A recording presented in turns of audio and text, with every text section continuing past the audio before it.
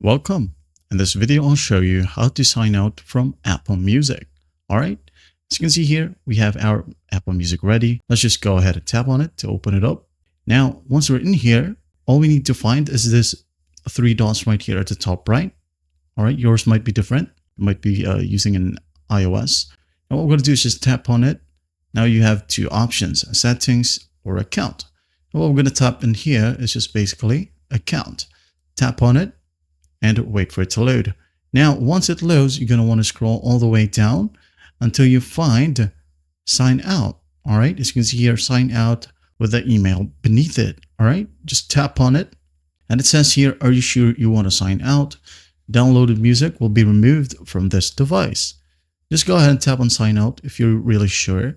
All right. Just go ahead and tap on it and wait for the app to load. As you can see here, we have the logo and we are being redirected back to the login page or sign in page.